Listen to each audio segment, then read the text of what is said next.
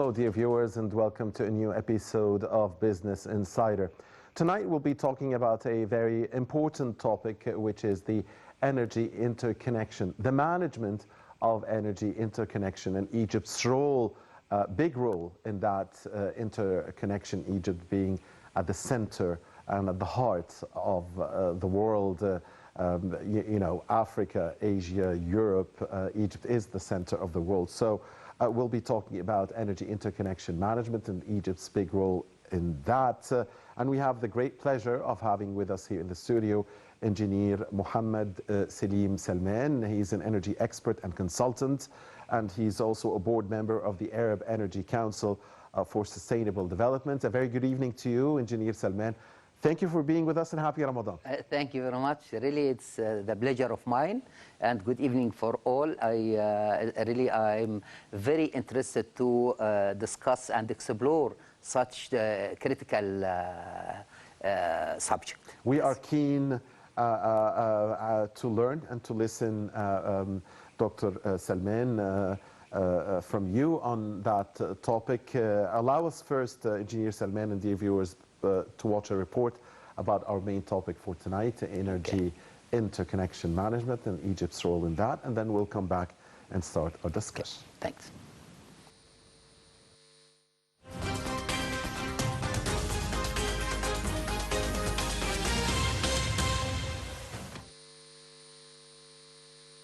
On the occasion marking the Meteorological Day, data from the Central Agency for Public Mobilization and Statistics showed that Egypt ranked second after Morocco in the Middle East and North Africa in the Climate Change Performance Index, the CCPI, for the year 2024. The index data attributed this advanced ranking to the fact that Egypt has taken measures to invest in large-scale renewable energy projects, such as encouraging the installation of solar and wind energy. Egypt achieved rank number 22 out of 67 countries included in the Climate Change Performance Index for the year 2024, ahead of Algeria, which achieved rank number 54, Turkey, which achieved rank 56, and the United Arab Emirates, which achieved rank 65. The month of June recorded the highest monthly average amount of total solar radiation in Egypt during the year 2022, as it reached 30.6 megajoule per square meter at the Hurghada monitoring station, followed by 29.8 mgm2 at the Kharga monitoring station.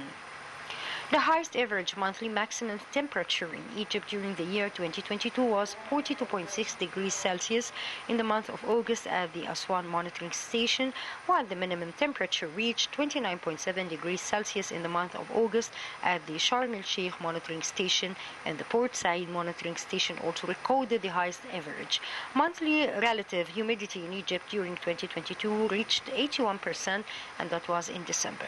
The Center Agency for Public Mobilization and Statistics issued a press release on the occasion of the World Meteorological Day, which is celebrated on the 23rd of March every year since the establishment of the World Meteorological Organization and the start of implementation of the Meteorological Convention to help countries preserve the environment and achieve sustainable development.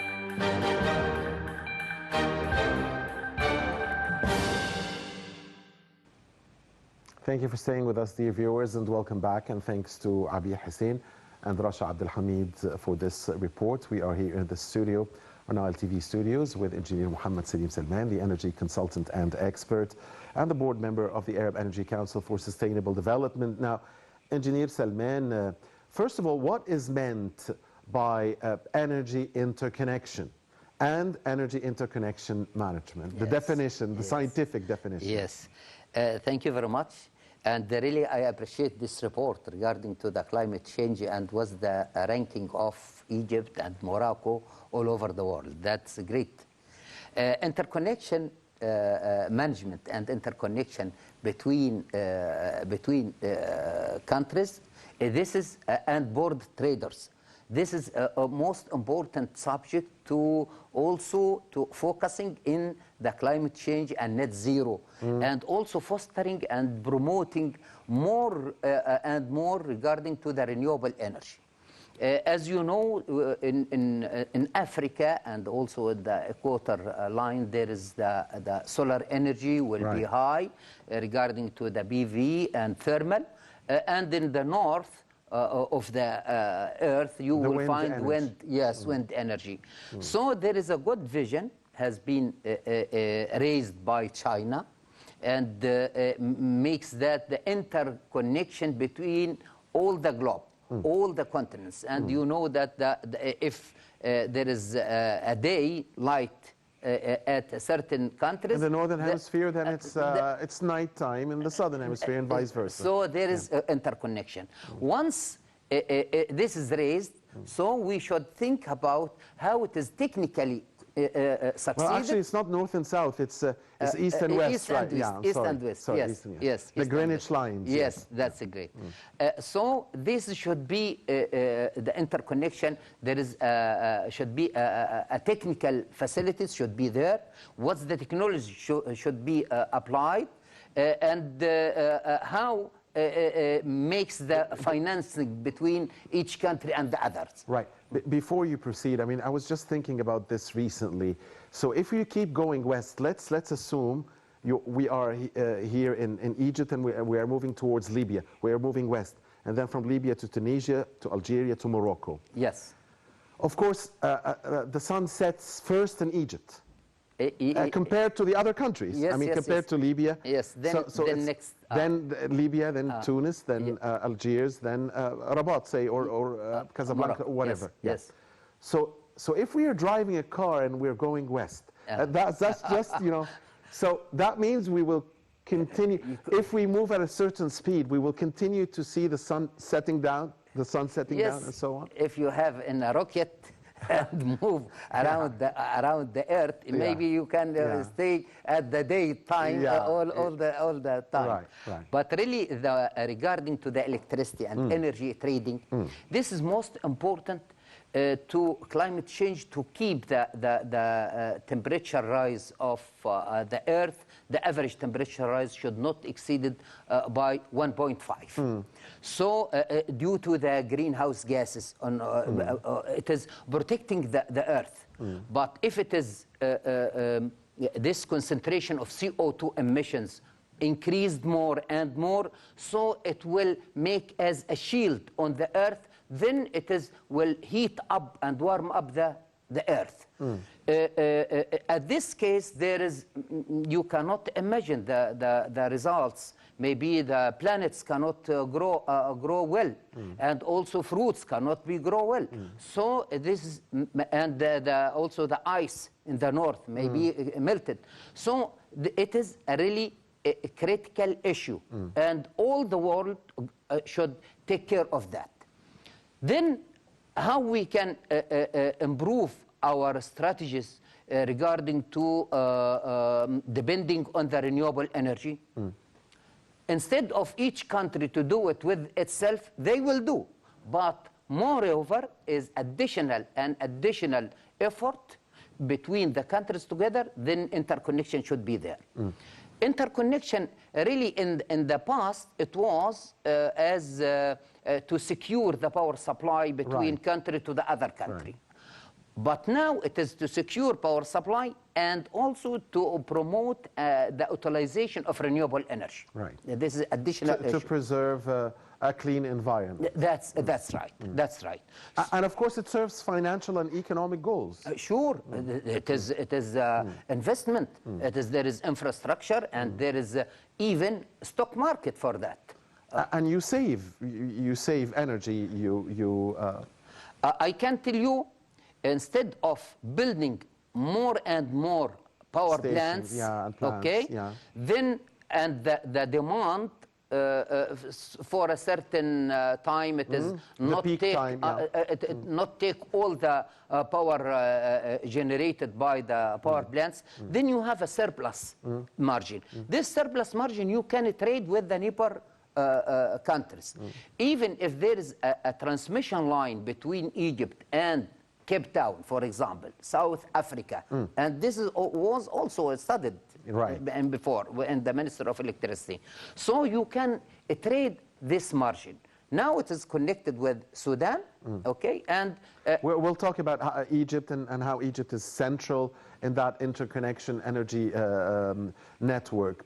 But first, Engineer Salman, what about the global energy interconnection? There's something called GEI, the Global Energy Interconnection, and its significance in today's world. Really, this is the point that maybe 1 year ago, Minister of Electricity of Egypt attended a conference in China to make this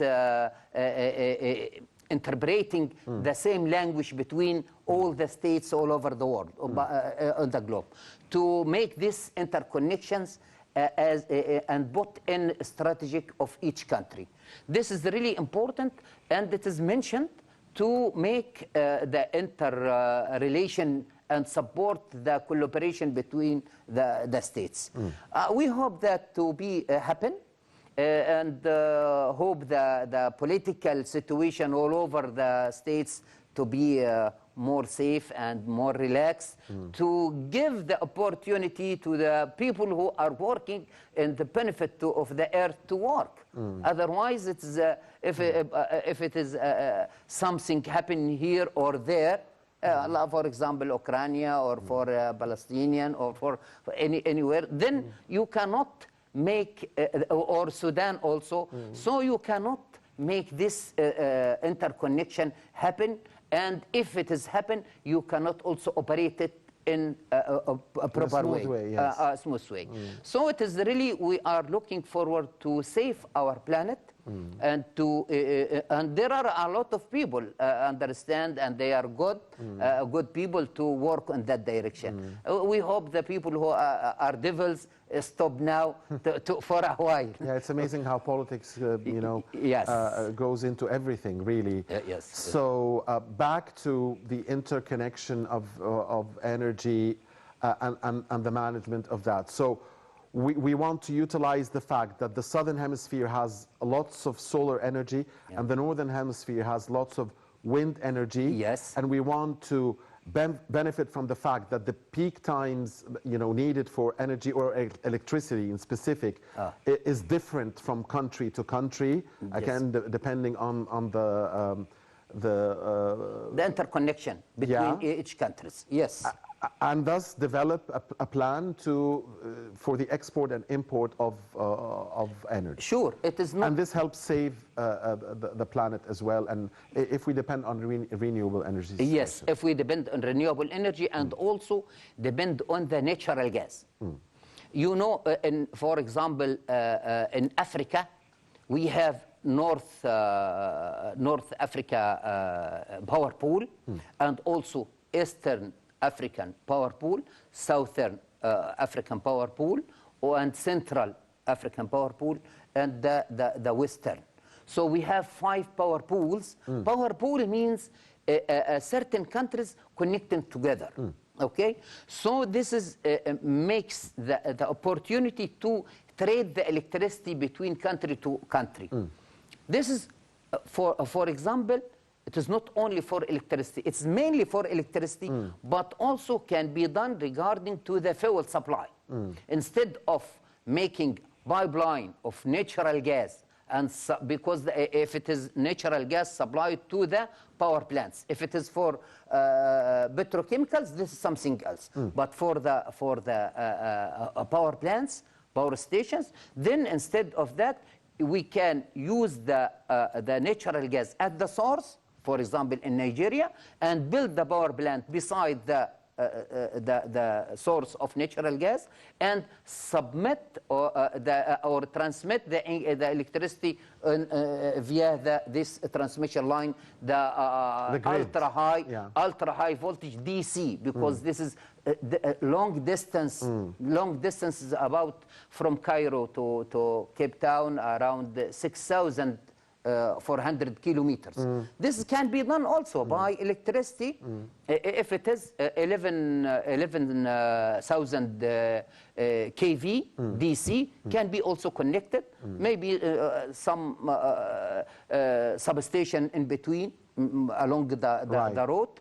And at that time, you can make contributions and extra sublines from this main line. Absolutely. So Egypt definitely, because it is in the heart of the world, really, it's part of a lot of poles, a lot of grids, right? Yes. So where do you want to start? I believe the North African grid is very strong. Yes. Egypt, Libya, Tunis, Algeria, and Morocco. Egypt is really a hub. It is a gift from God that our geographical geographical location, that we have the role, and we have to work on this role. Okay, we can make a connection. We cannot escape. No, not escape. It's a gift. It's a gift from God. We should do it. If we want or not. Okay, really, the connection with Libya, okay, is there, and it is a long time ago. It's 2008, for example, and also connection from Libya to Tunisia, and Tunisia to Algeria, from Algeria to Morocco, and Morocco to Spain.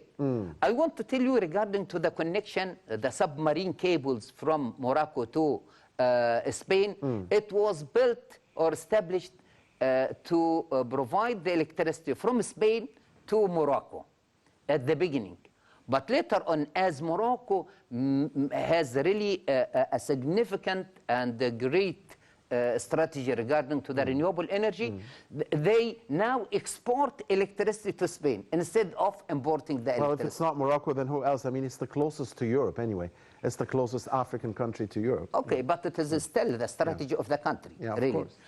And this is regarding to this western line from Egypt. So what comes out of Egypt goes to Spain in the end. If it is submitted with a certain value of energy and capacity, this can be submitted, no problem, can be traded. And since it went to Spain, then it probably would go to the rest of Europe. Yes, yes, and but really, Egypt made also the study for submarine cables to Greece, from Cairo, from Egypt to Greece, from north of Mediterranean, maybe Dab'a project. Once it's in operation, it will support this.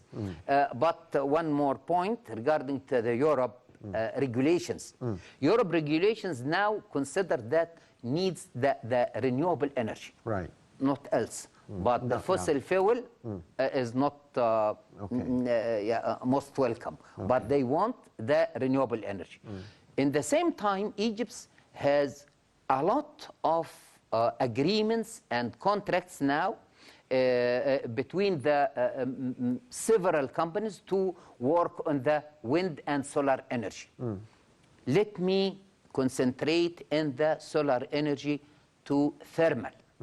It is not only PV, but thermal power plants is most important to be utilized now, because now we have the solar energy, but we need to make the thermal power plant. Thermal power plant, it's now the technology is advanced, and also makes the power plant operation at night time. There is a storage system to operate at night time, and this is a good thermal storage system. Okay, so we want to really to concentrate in the also the thermal power plants. Right. We also can reach Europe via the line that goes to Jordan, Syria, and Turkey, right? Yes, this is the eastern The eastern arm. line. The Okay. eastern arm. Talk to us about the eastern arm. Yes, eastern arm really, there is a connection already with Jordan, and Jordan to Syria, and maybe Syria to Lebanon, and from there from Syria to Turkey. But still the political issue stop the interconnection and the trading between Syria and Turkey. We request, please let the technology work and make the planet safe. Let the politics side. Yes, Put the please politics let aside. the politics outside this. Okay, so the connection between Syria and Turkey, Turkey, yeah. and also Iraq, also Iraq to Kuwait, and Kuwait to the Gulf area. Also, this is the power pool, the Gulf area. And power Iraq pool. to Iran as well. Iraq to Iran, I don't think it is, if it is there or not. Yes, Yeah. there is a plan Yeah. for that. One line plan and one line connected. Yes, Yes. from Iraq to Iran. Yes. So regarding to the electricity or energy trading, this will make the communities and the countries in much good, better shape, yeah. Sure, sure. So really, it is good issue to be discussed now. Okay. What about our connection to the south, to Africa, Yes. Sudan, and the rest? We have two lines. The first one regarding to the connection with the Sudan has been completed and also in operations, but it is a small margin, 200 megawatt, but the capacity will be higher if there is a connection between Sudan and another neighbor countries. And the same time from Egypt to Saudi Arabia. This also We've been hearing about this for a long time. yes, it is now it is started in construction.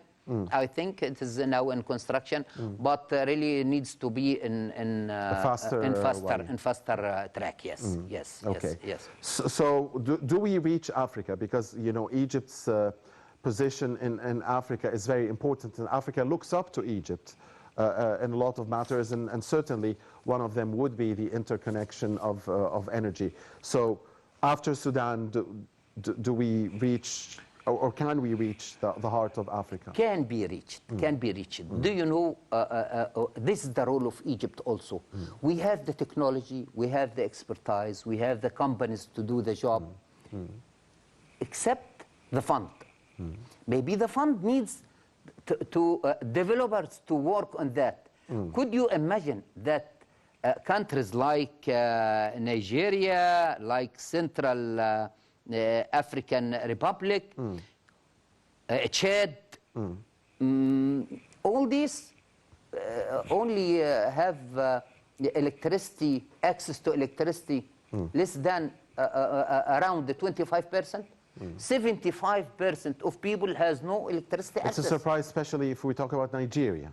Nigeria is a big country, and it's a rich country. I mean, it has a lot of resources. This is the point. Oil resources. So especially. really, I have also the opportunity to deliver some courses with the Nigerian people, and really they are interested with our expert and in our practice and experience in electricity sector, and they invite us really to lead this issue in their country. So we need only to make the political attract the departments. The but here technical there are no political problems. I mean, Egypt is a friend with everybody in Africa. Yes, but we want to make economical relationship, strong economical relationship, to give this opportunity to happen in Nigeria. They most welcome with the... Actually, Egypt is probably a friend to the whole world. I mean, really. Yeah. Yes, yes, it is. Not just As Africa, I told you, this is a gift of the earth. It's a gift of Allah. So they have to work on that direction, and it is really our role to work on that direction. So you believe there is a big opportunity in Africa for Egypt, and the benefit will be mutual. Sure. But, yeah. Sure. This is it is not only opportunity. It is high potential opportunity and customers there. if it is not in interconnection, can be also done by microgrids. Microgrids that we can use the electricity, the renewable energy or PV system in a small communities. Maybe it's for 1 mega, for example, communities. Once the interconnections come, we can make this interconnection between these microgrids and the transmission line interconnection. So within certain facilities inside. So this is also a good opportunity to provide a help to the sub-Saharan African, okay, and in the same time also we can make a good business in this area instead of other countries outside of Africa can come. Really, this is good opportunity to handle this issue. Indeed. Engineer Salman, could you talk to us about some of the projects or initiatives that Egypt is involved in the global energy interconnection, the GEI? Yes, it is already this connection between Egypt and Libya, Sudan, and in progress now Saudi Arabia, also with Jordan, and all the connection with Palestine. Also, we hope that this dilemma to be finished. And absolutely, you know, it's gone too long, and civilians, yes, women and children are paying the price. Innocent civilians are paying the price of attacks of a barbaric occupation, really. We hope and even the UN Security Council resolution has not stopped this. We hope that it can be handled soon, really.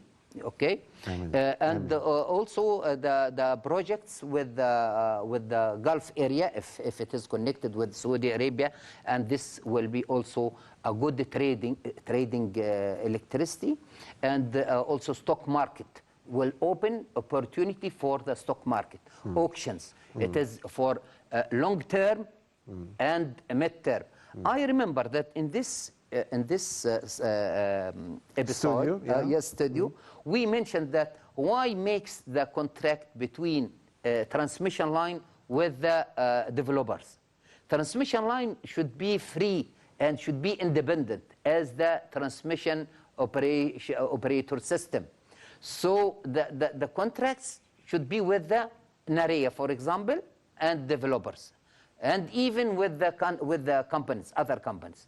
And this is now, it looks like it's okay. They are really making. So you wanted to basically just depend on supply and demand. I mean, yes, the operator should be independent. Should not has any bias to any. If he has a contract with a certain company and have a certain value or tariff for this, so he will bias to this contract. Yes, okay, but he should be independent, and he should make this as a transmission system operator, and in free issues, and raise the auctions, and the companies provide their auctions to this, and which the merit then they should take. Okay. So really, the transmission line company should be as the operator of the grid. Right. Yes. Now we understand now the necessity of this interconnection,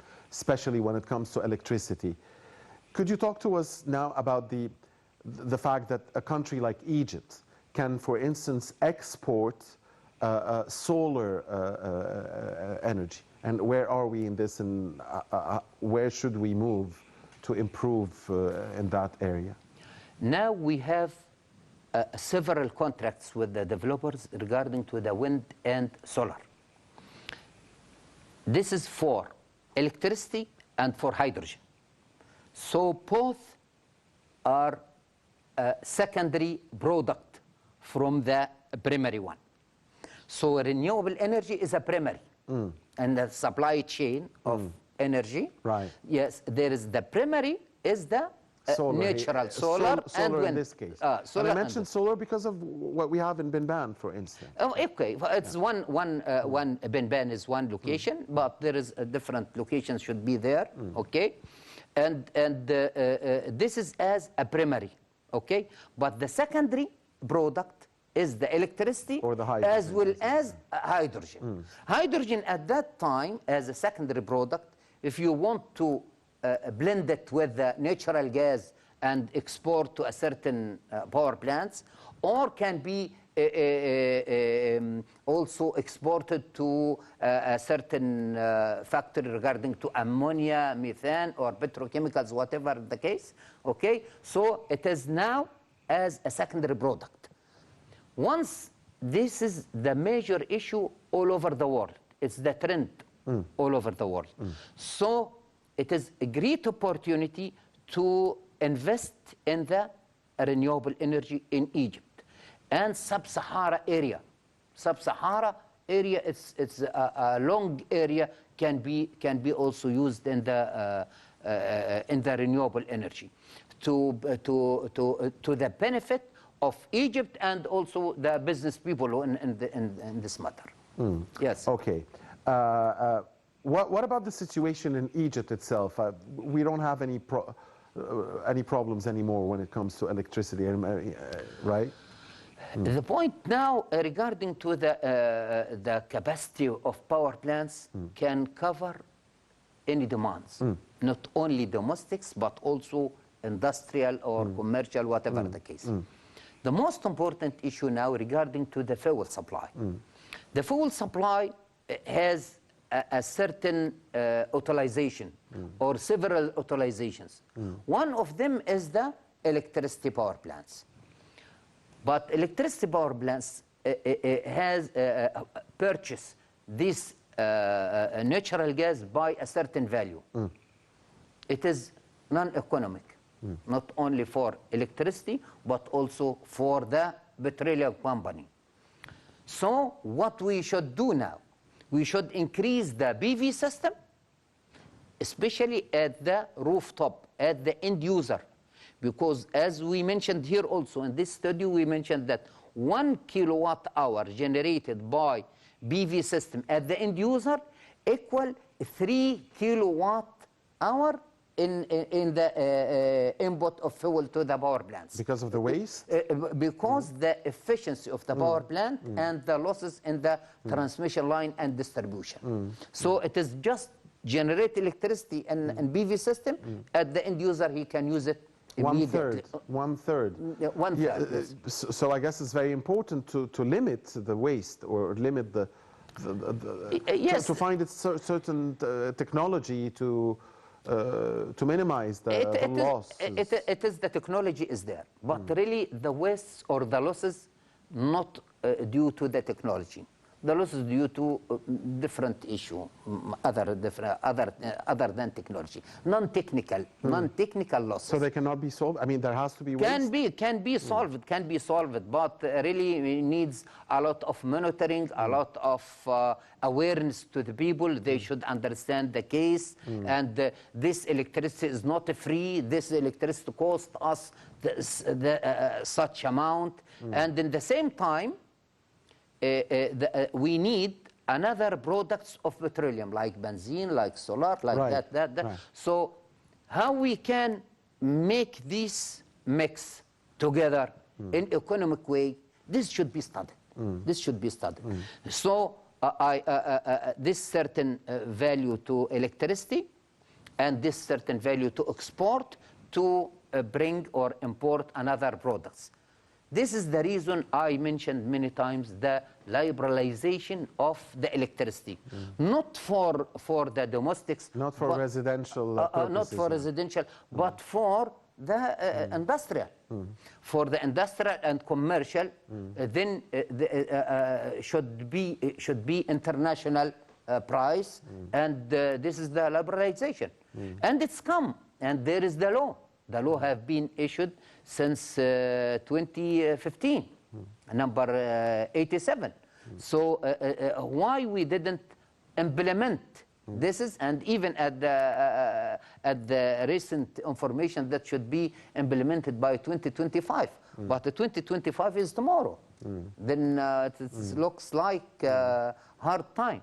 And then the same, probably because there are other factors, because you want to endorse the industrial sector that needs a boost at this time, because you want to get the economy back on track. So there are a lot of factors involved. the stakeholders should be sit together and raise the issue and how we can handle this. Win-win situation. Win-win situation. Really, it's most important issue, the liberalization of the electricity sector, and starting by the high-intensive consumers of electricity. Okay.